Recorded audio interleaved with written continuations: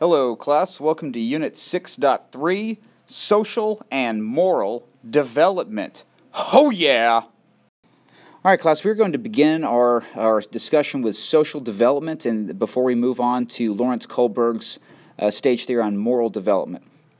All right, so first, before we get to Erikson, we're going to start with the most basic and really the first social interactions and relationships that we have. And that's really and that relationship I'm talking about is the relationship between parent and child. This relationship is incredibly important because it can foster what's called basic trust.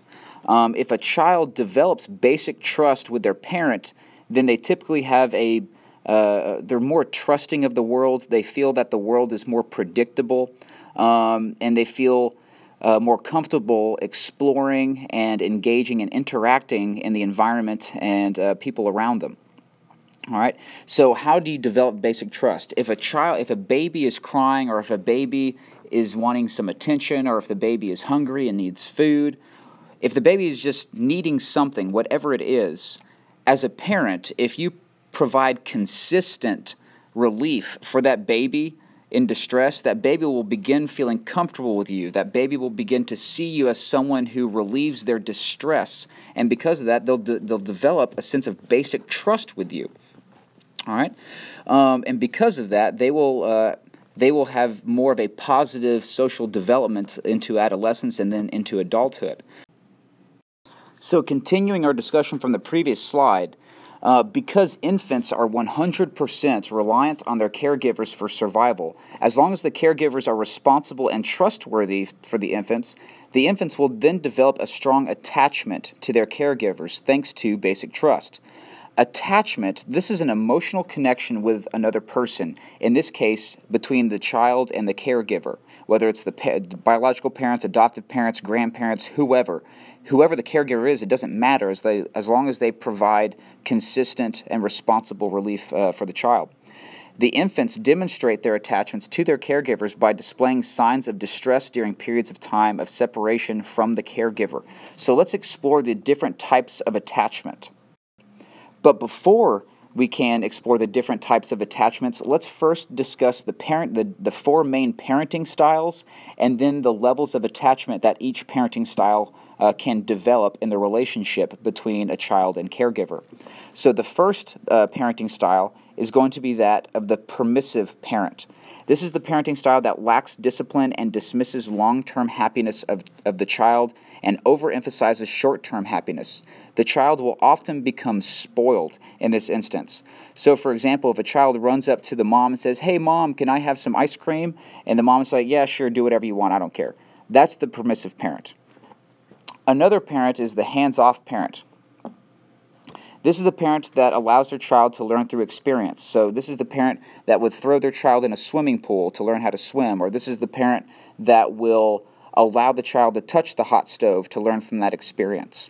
And this can have some positive developmental implications for the child. However, it can oftentimes diminish the development of basic trust between the child and the caregiver.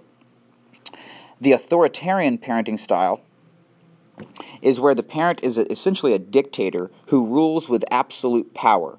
There is no explanations or given to the child for the rules of the parent, and the child must follow them without question. So, for example, if a child goes up to the mom and says, "Hey, why do I have to make my bed at night?" and the mom says, "Because I said so, I'm your mother, you must do what I say," that's the authoritarian parenting style. Or if you ever ask, "Hey, why are we going to see Grandma this weekend?" "Because I said so." That's the authoritarian style. There's no explanation of the rules. There's no communication. And so for that reason, the child will most likely gain a sense of conformity and obedience much more than a normal child. The child will lack a development of leadership skills because they're constantly being dictated to. All right. And then the last parenting style is the authoritative parenting style. And this is the most effective parenting style because it emphasizes communication between the child and the caregiver. It emphasizes explaining why certain rules are in place. So if a child came up to me, if my child Emerson comes up to me and says, "Hey Dad, why do I have to make my bed?" I'm going to say, "Hey, it's teaching you life skills, and it's teaching you how to do these things so that when you're an adult, you just automatically do them without thinking. It makes you more organized, and I'm trying to help you be a more organized adult." See, there's explanation, there's understanding, there's communication.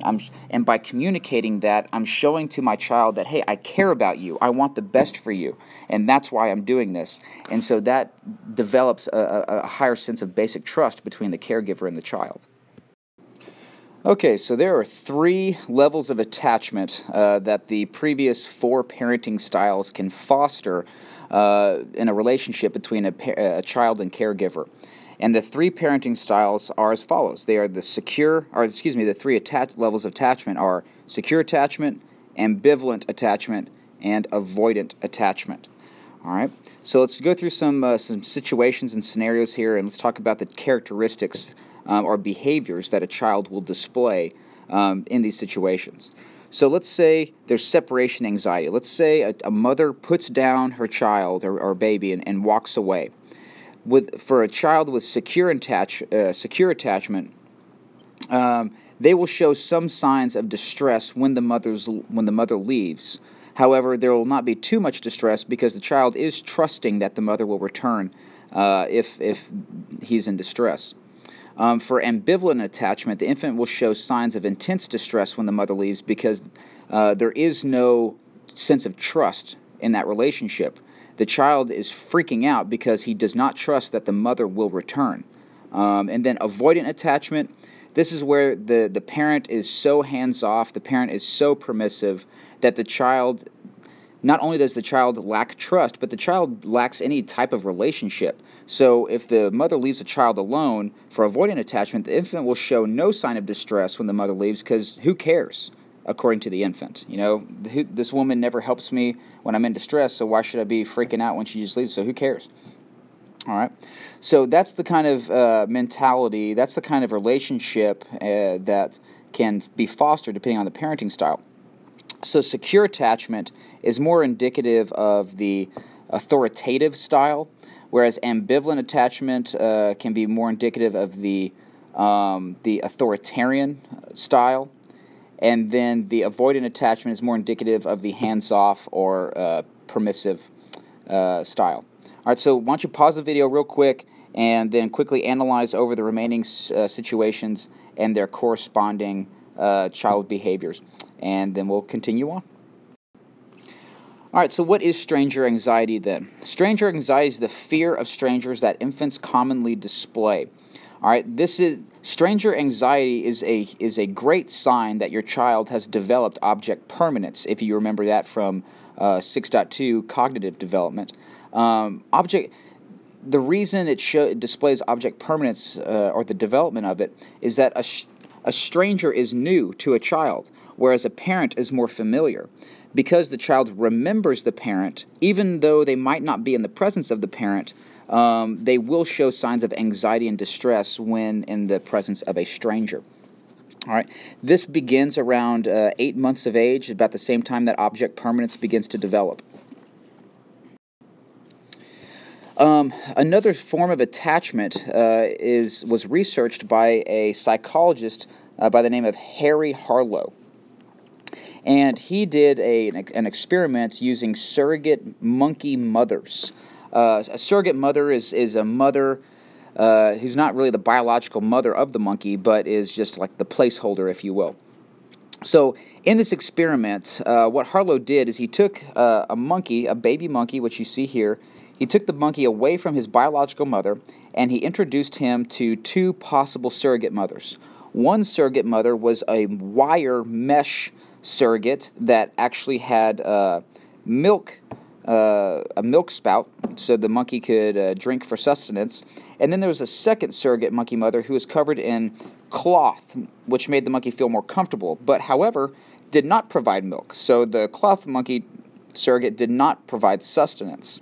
So which monkey surrogate do you think the baby monkey preferred?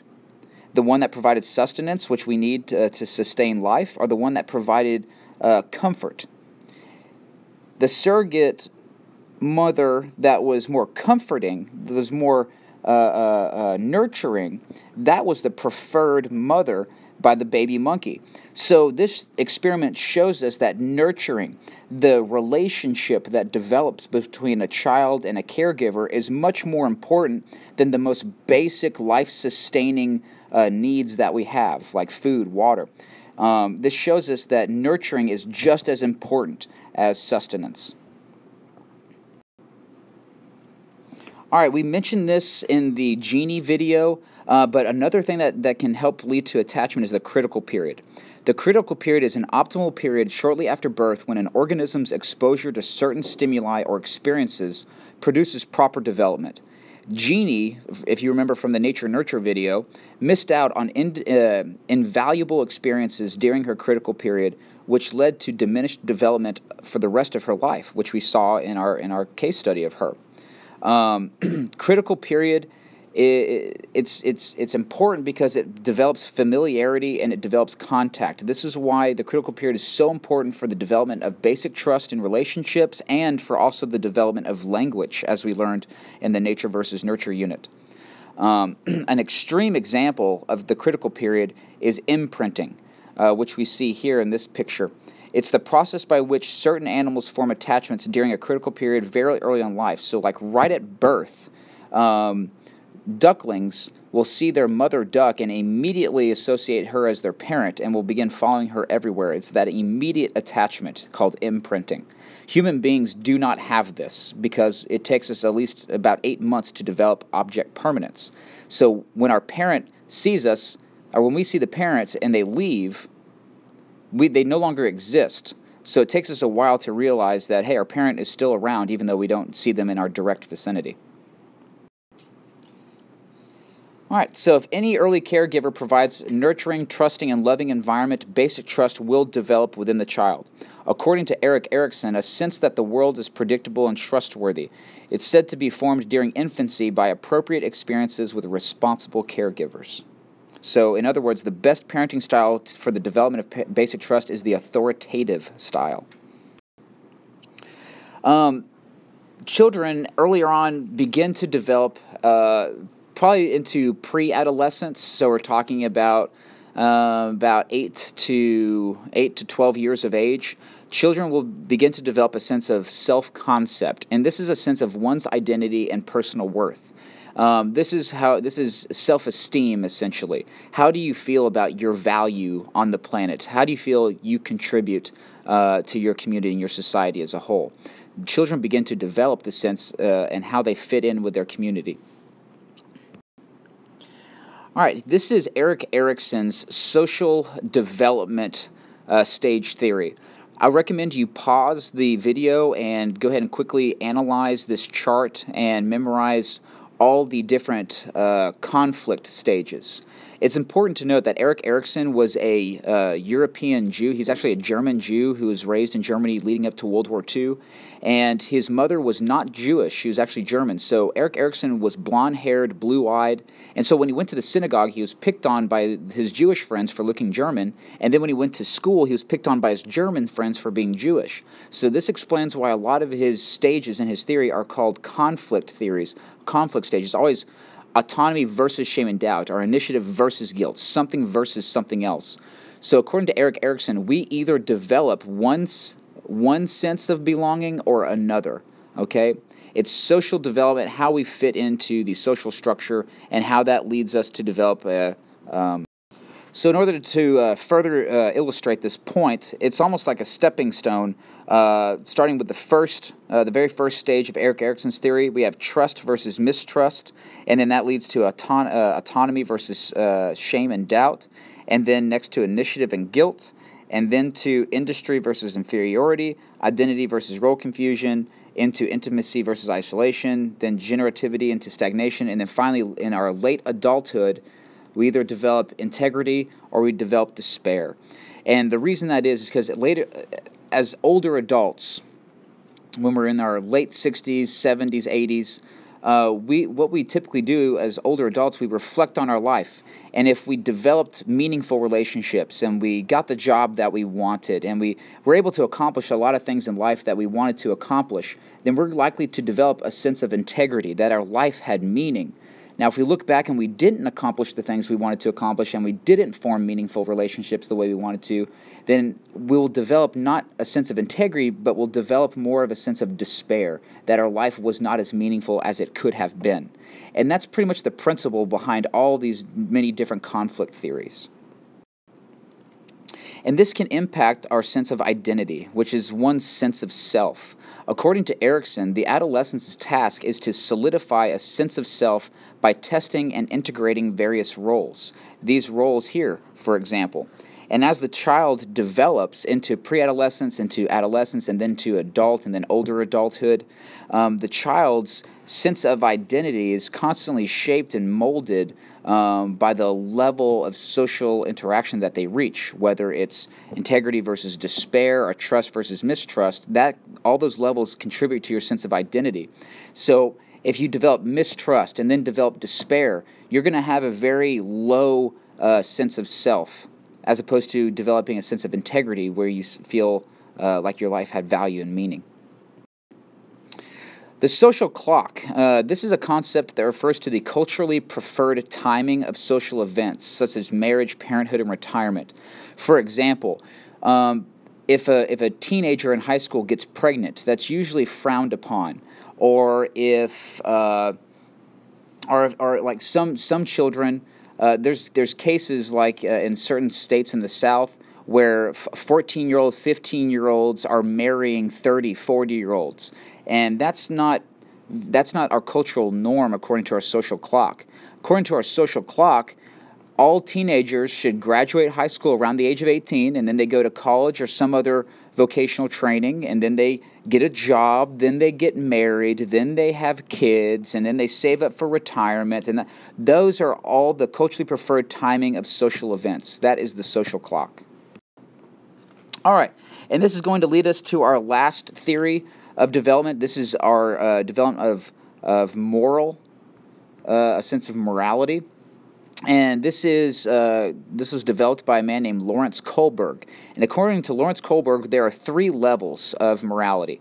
The first level is the pre-conventional level, which is characteristic of individuals from birth to about the age of 9. And this level of morality is where children or people will act out of self-interest. Okay, so why do children not cuss in front of their parents? Why do children do their homework? It's because they want to avoid punishment from their parents. That is self-interest, wanting to avoid punishment. All right. Well, as they age, most individuals develop into the next level of morality, which is the conventional level of morality. And this begins in early adolescence, around the age of 10 to 12. And this is where children begin to care for others and upholds laws and social rules simply because they are the laws and rules. They just go along to get along, if you will. All right. Whereas pre-conventional, you're acting out of self-interest. In the conventional morality level, you're acting to gain social approval. All right.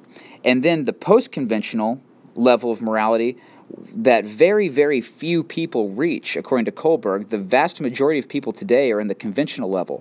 Only a few, select few, reach the post-conventional. This is our Gandhi. This is Martin Luther King Jr., for example. The post-conventional morality is characteristic of people who follow their own set of ethical principles. All right, so Martin Luther King Jr. thought that segregation and poll taxes and all these racist, segregated policies in the South, he thought those were wrong. And so he decided to fight against them, fight against the culturally and socially accepted norms of the day. And he fought against them because what he thought about race and segregation, he thought that his beliefs were correct. And so that's what he followed, not the norms of society. But that's nice and fluffy, and we think positively when we think of people like Gandhi and Martin Luther King Jr., but people like Hitler could also be indicative of the post-conventional morality because they followed their own ethical guidelines and principles. All right, so here is Lawrence Kohlberg's Stages of Moral Development. Pause the video, look over it. Also look over make sure you pay attention to the infographic from your group who did this in class and use that to study for the test as well. All right, guys, I'll see you in class. Have a good one. Bye-bye.